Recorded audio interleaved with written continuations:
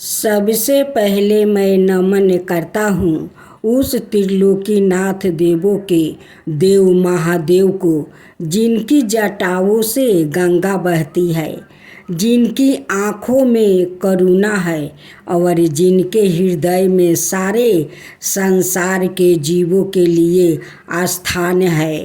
भोलेनाथ वो है जो केवल भक्ति से प्रसन्न हो जाते हैं।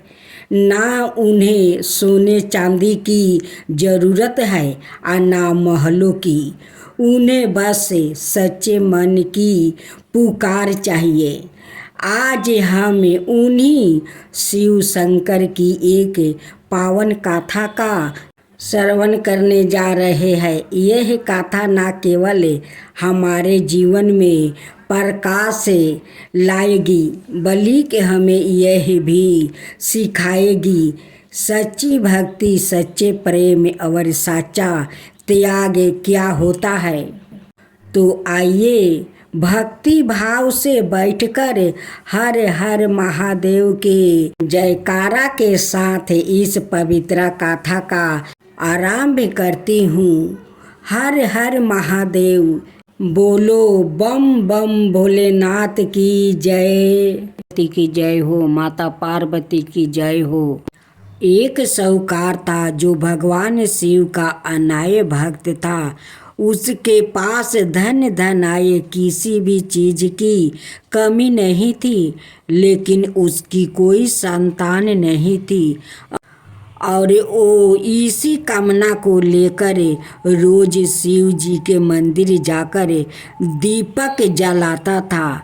उसके इस भक्ति भाव को देखकर एक दिन माता पार्वती ने शिव जी से कहा कि प्रभु, यह साहूकार आपका अनय भक्त है, इसको किसी बात का कष्ट है तो आपको उसे अवश्य दूर करना चाहिए। शिव जी बोले कि हे पार्वती, इस साहूकार के पास पुत्र नहीं है, यह इसी से दुखी रहता है। माता पार्वती कहती है कि हे ईश्वर, कृपा करके इसे पुत्र का वरदान दे दीजिए। तब भोलेनाथ ने कहा कि हे पार्वती, साहूकार के भाग्य में पुत्र का योग नहीं है। ऐसे में अगर इसे पुत्र प्राप्ति का वरदान मिल भी गया तो वो केवल 12 बरस की आयु तक ही जीवित रहेगा। यह सुनने के बाद भी माता पार्वती ने कहा कि हे प्रभु, आपको इस साहूकार को पुत्र का वरदान देना ही होगा। अनाथ भक्त क्यों आपकी सेवा पूजा करेंगे। माता के बार बार कहने से भोलेनाथ ने साहूकार को पुत्र का वरदान दे दिया, लेकिन यह भी कहा कि वो केवल 12 बरस तक ही जीवित रहेगा। साहूकार यह सारी बातें सुन रहा था, इसलिए उसे ना तो खुशी हुई और ना ही दुख। वो पहले की तरह भोलेनाथ की पूजा अर्चना करता रहा। उधर सेठानी गर्भवती हुई और 9 महीने के बाद एक सुंदर सा बालक की प्राप्ति हुई। परिवार में खूब उत्साह मनाया गया, लेकिन साहूकार पहले ही की तरह रहा और उसने लड़का की 12 बरस की आयु का जिक्र किसी से भी नहीं किया। जब बालक 11 बरस की आयु हो गई तो एक दिन साहूकार की सेठानी ने बालक के विवाह के लिए कहा। तो साहूकार ने कहा कि वो अभी बालक को पढ़ने के लिए काशी जी भेजेंगे। इसके बाद उसने बालक के मामा जी को बुलाया और कहा कि इसे काशी पढ़ने के लिए ले जाओ और रास्ते में जिस भी स्थान पर रुकना वहाँ यज्ञ करते और ब्राह्मणों को भोजन कराते हुए आगे बढ़ना। उन्होंने भी इसी तरह करते हुए जा रहे थे कि रास्ते में एक राजकुमारी का विवाह था। जिससे उसका विवाह होने वाला था वो एक आँख से काना था। तो उसके पिता ने जब अति सुंदर साहूकार के बेटे को देखा तो उनके मन में आया कि क्यों ना इसे ही घोड़ी पर बैठाकर शादी के सारे कार्य संपन्न करवा लिया जाए। तो उन्होंने मामा से बात की और कहा कि इसके बदले में वो अथाह धन देंगे। तो वो भी राजी हो गया।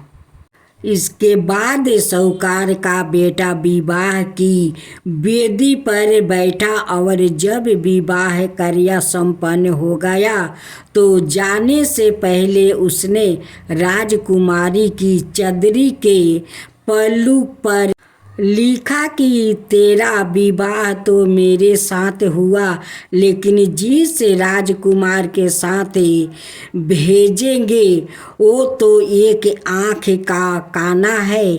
इसके बाद वो अपने मामा के साथ काशी के लिए चल गया। उधर जब राजकुमारी ने अपनी चुनरी पर यह लिखा हुआ पाया तो उसने राजकुमार के साथ जाने से मना कर दिया। तो राजा ने भी अपनी पुत्री को बारात के साथ विदा नहीं किया। बारात वापस लौट गई। उधर मामा और भांजे काशी पहुंच गए थे।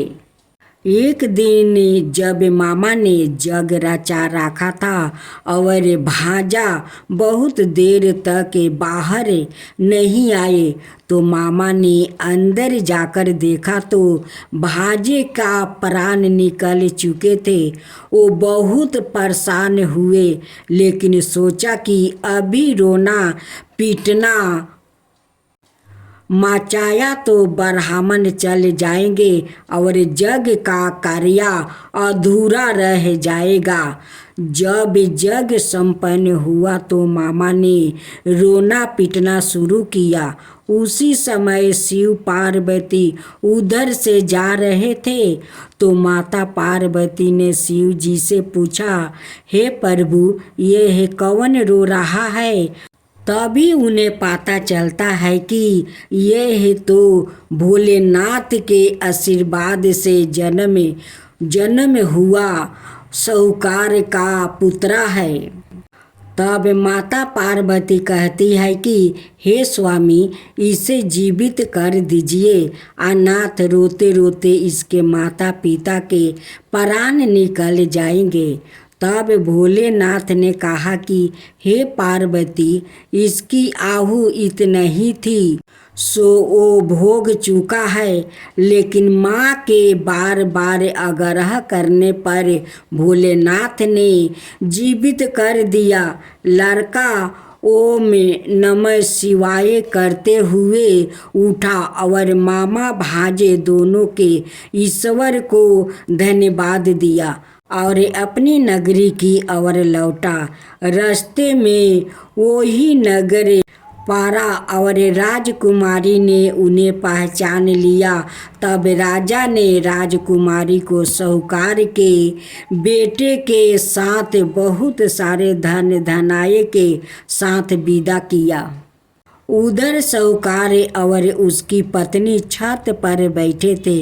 उन्होंने यह प्राण कर रखा था कि यदि उनका पुत्र सकुशल ना लौटा तो वो छत से कूद कर अपना प्राण त्याग देंगे। तभी लड़के के मामा ने आकर साहूकार के बेटे और बहू के आने का समाचार सुनाया लेकिन वो नहीं माने तो मामा ने शपथ पूर्वक कहा। तब तो दोनों को विश्वास हो गया और दोनों ने अपने बेटे बहू का स्वागत किया। उसी रात साहूकार को सपने में शिव जी ने दर्शन दिया और कहा कि तुम्हारे पूजन से मैं प्रसन्न हुआ। इसी प्रकार जो भी व्याकृत इस गाथा को पढ़ेगा या सुनेगा उसके समस्त दुखों दूर हो जाएगा और मन बचित सभी कामनाओं की पूर्ति होगी। जय शिवा ओमकारा प्रभु हरे शिवा ओमकारा ब्रह्मा विष्णु सदा शिव अर्धंगिनी धारा। ओम जय शिवा ओमकारा एकानन चतुरानन पंचानन राजे शिव पंचानन राजे हंसासन गरुड़ासन विषवाहन साजे। ओम जय शिवा ओमकारा दो भुज चार चतुर भुज दस भुज अति सोहे तीनों रूप निरखता त्रिभुवन जन मोहे। ओम जय शिवा ओमकारा अक्षर माला बने माला मंदी माला तारी चंदन मृग मद सोहे बोले सुभिकारी। ओम जय शिवा ओमकारा श्वेतांबर पीतांबर गंबर अंगे सनकादिक बरे मादिकी भूतादिक संगे। ओम जय शिवा ओमकारा करके मध्यम कमंडल चक्र त्रिशूल धरता जग करता जग भरता जग पालन करता। ओम जय शिवा ओमकारा ब्रह्मा विष्णु सदा शिव जानते अविवेका प्राण बचर के मध्यम याहे तीनों एका। ओम जय शिवा ओमकारा तीर गुण शिव जी के आरती जो कोई नर गावे शिवा जो कोई नर गावे।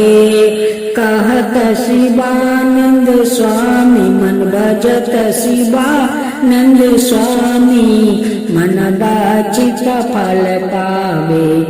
ओम जय शिवा ओमकारा जय शिवा ओमकारा।